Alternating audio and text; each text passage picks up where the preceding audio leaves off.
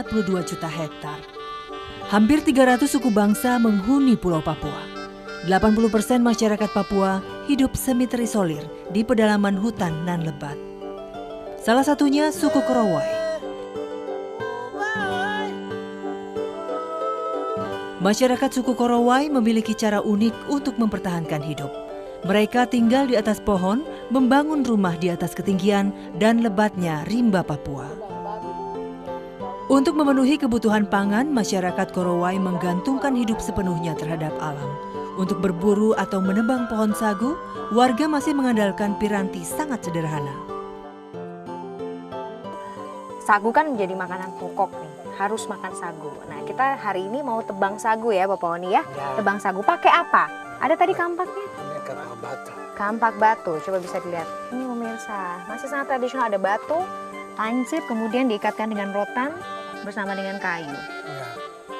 Kita sering mengenal mungkin kalau waktu sekolah, zaman batu begitu ya, seperti ini ya. Ini dari nenek moyang ya? Iya, dari nenek moyang. Dari nenek moyang. Kali ini kami beruntung, keluarga Gerson akan menebang pohon sagu sekaligus membuat sagu untuk persediaan makanan.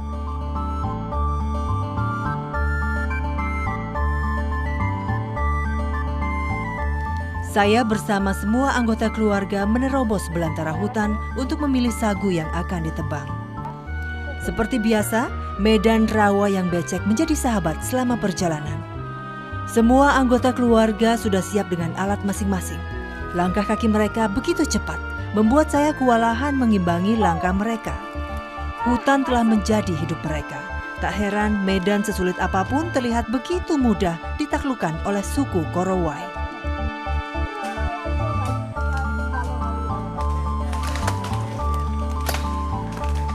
Ini di belakang saya ada pohon sagu. Ini yang nanti mau kita tebang, ini yang mau kita olah, ini yang mau nanti dimakan.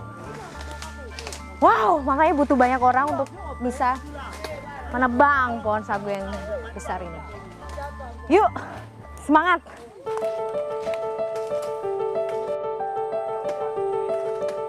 Para laki-laki suku Korowai telah bersiap menebang pohon sagu.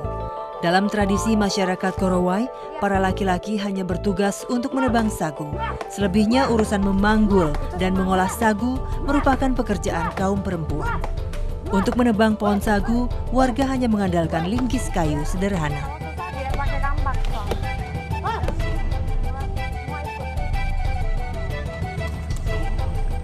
Nah, ini nih yang namanya sagu ya.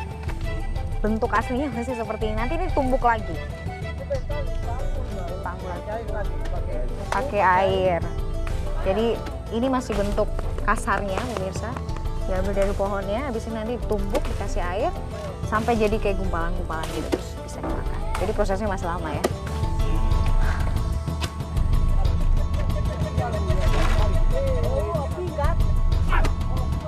Proses penebangan pohon sagu terbilang menarik. Mereka yang bertugas menebang akan meneriakkan seruan-seruan khas suku Korowai sebagai penggugah semangat. Pekerjaan berat semacam ini telah biasa mereka lakoni. Tidak butuh waktu lama bagi mereka untuk menumbangkan sebuah pohon sagu.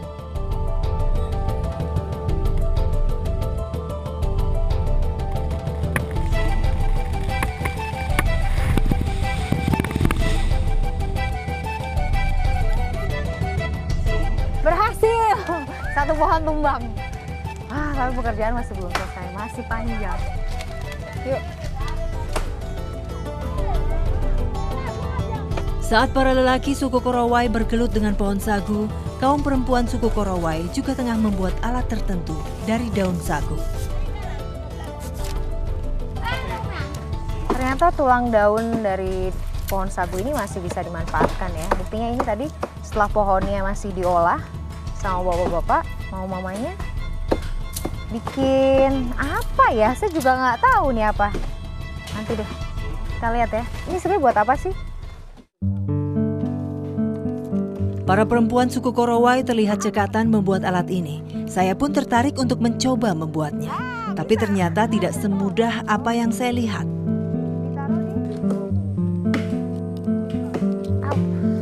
Au, berdarah. Tajam ternyata. Au. Wah, nggak segampang yang dilihat ini.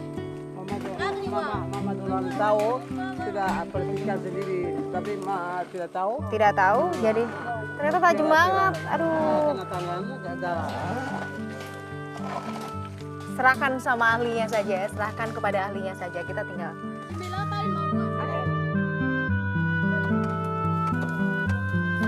Selesai membuat alat dari daun sagu, para perempuan segera mengangkut pelepah sagu yang sudah dipisahkan. Mengangkat pelepah pohon sagu tentulah tidak mudah. Pelepah sagu yang tingginya mencapai 1,5 hingga 2 meter memiliki berat yang tidak ringan. Pohon sagu yang sudah ditebang kini siap dipanggul. Tugas ini menjadi tanggung jawab para perempuan. Walau berat, tak tampak raut kelelahan dari wajah mereka. Setengah mati betul. Mama di sini kalau kerja sambil bersiul biar nggak capek gitu ya, biar semangat. Coba ya.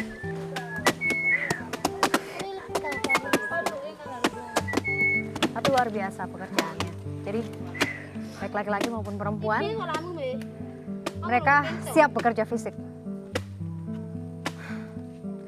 Kalau ngebayangin kita kalau mau makan, tinggal ambil. Seperti inilah mereka gitu.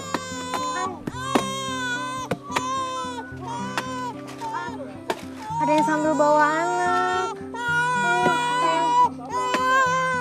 Gimana nggak hebat ya perempuan-perempuan di sini? Kerja berat begini sambil bawa anak. Aduh, saya sampai nggak bisa berkata-kata apa lagi. Salut. Aduh, ya ampun, keibuan ya.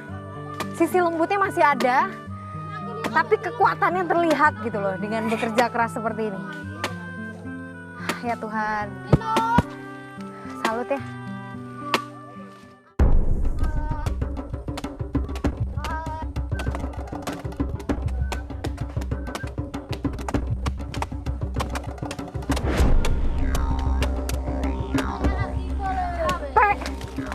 Belum ada 10 menit udah capek.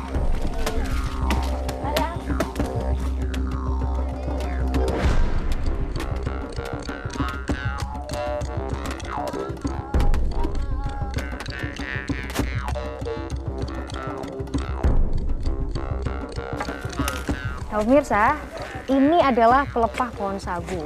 Pelepah pohon sagu ini digunakan untuk mencuci sagu yang tadi sudah dipanggul atau sudah dicangkul begitu. Nah, nanti akan dibersihkan di sini. Dan semua yang melakukan itu adalah mama. Mulai dari yang ngangkat pelepah, mulai dari yang pasang ini, di tiang-tiang penyangga ini, dan yang mencuci. Mungkin sedikit bisa dibilang, kenapa pekerjaannya terlalu berat dan hampir semuanya dikerjakan oleh perempuan. Tapi memang itulah tradisi yang sudah berlaku sejak nenek moyang di sini. Jadi tugas lelaki hanya menebang pohon sagu, selebihnya adalah tugas perempuan. Berat juga ya tugasnya ya.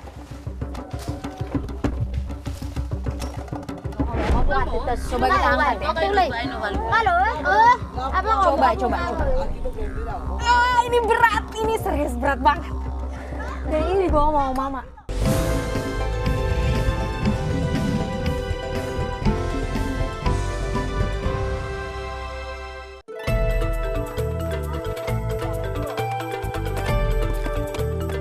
Pekerjaan mengolah sagu sangat menguras tenaga. Tapi para perempuan suku Korowai ini terlihat sangat sigap dengan tugasnya.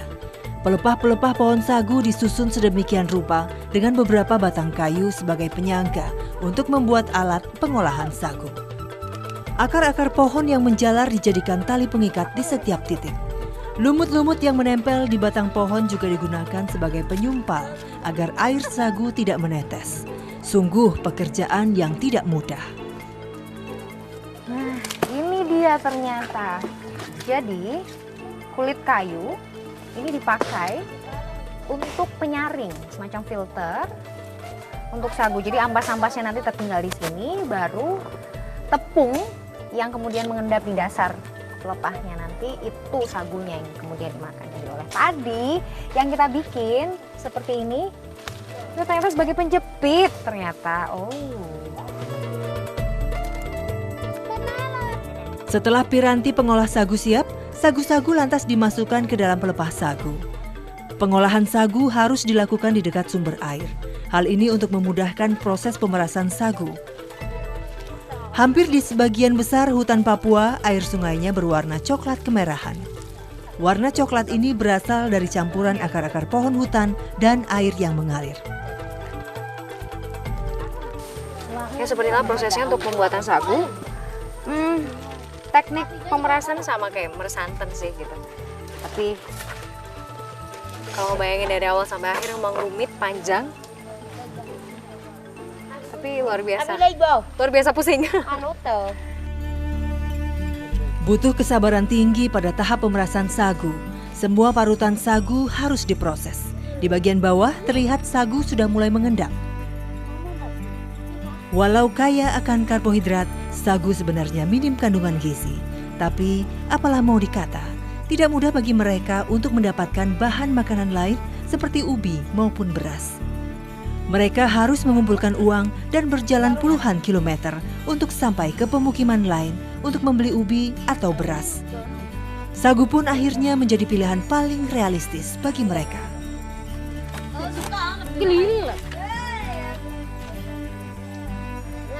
Sudah banjir keringat. Tidak bisa berkata apa-apa lagi. Perjuangan mereka, kerja keras mereka untuk makan, itu memang luar biasa, pemirsa.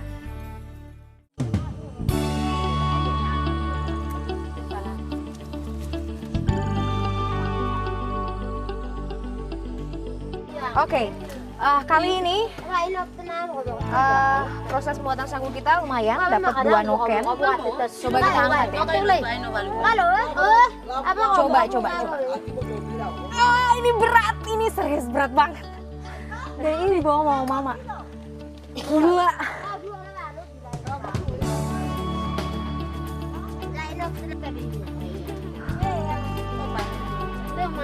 Tuhan. Mereka bawa di kepala gitu. Saya nyerah. Tidak kuat. Saya bawa yang entengan aja.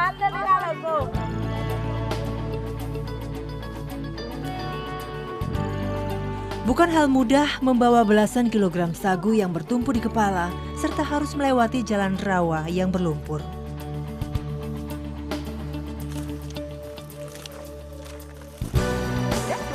Olahan sagu di masyarakat suku Korawai masih terbatas pada pengolahan sagu bakar saja. Pembuatan sagu bakar dimulai dengan mengumpulkan daun sagu yang digunakan sebagai pembungkus. Semua aktivitas pembuatan sagu bakar dilakukan di rumah tinggi.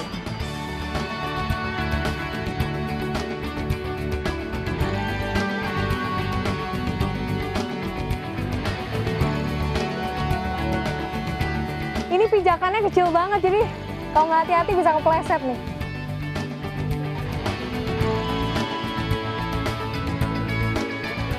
Proses pemasakan sagu bakar dimulai dengan menghancurkan bongkahan sagu yang sudah mengering. Sangat sederhana, sagu ini lantas dihaluskan dengan batu dan dicampur sedikit air. Sagu ini pun sudah siap dimasak. Sagu yang sudah dihaluskan dibungkus dengan daun sagu dan dibakar di perapian.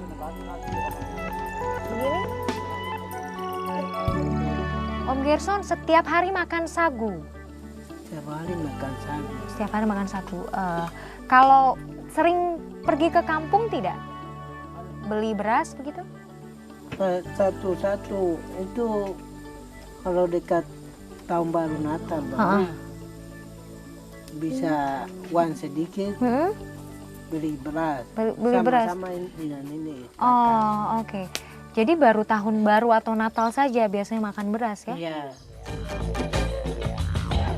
Sembari bercakap-cakap, sagu bakar kami telah matang. Inilah menu kami siang ini. Walau sederhana, menu ini tidak mengurangi nikmatnya kebersamaan bersama seluruh anggota keluarga. Enak. Biasa ada kenyal-kenyalnya gitu ya. Kalau udah dibakar, dia masih ada tekstur kenyalnya gitu.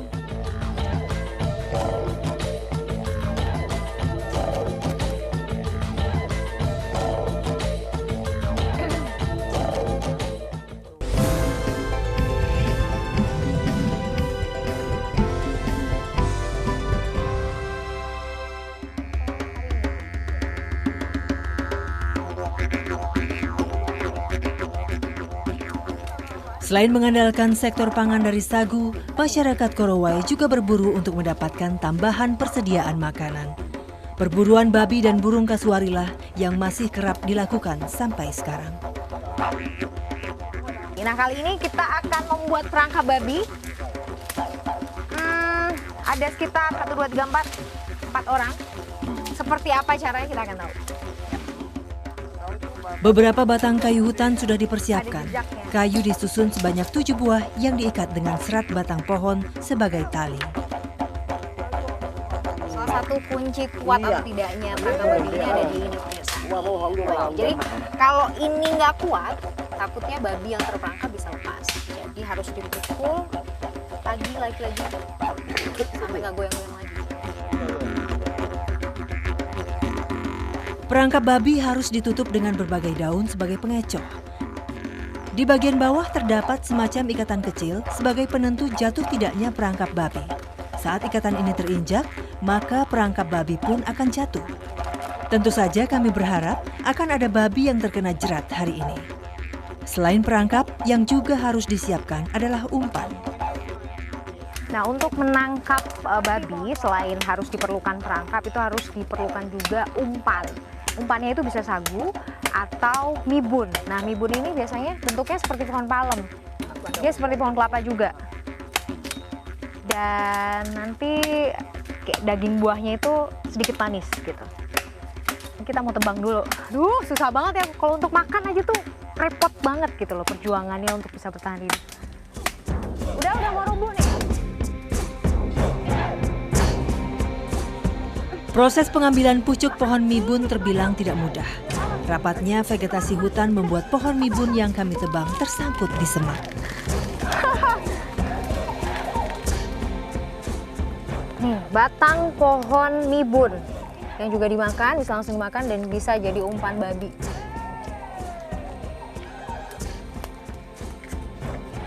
Gurih kan? Pucuk pohon mibun lantas disebar di sebagian perangkap. Nah, ini batang pohon mibun ini ditaruh di depan perangkap sampai ke dalam perangkap. Semoga saja kita berharap ada babi yang masuk perangkap biar kita bisa makan sama-sama.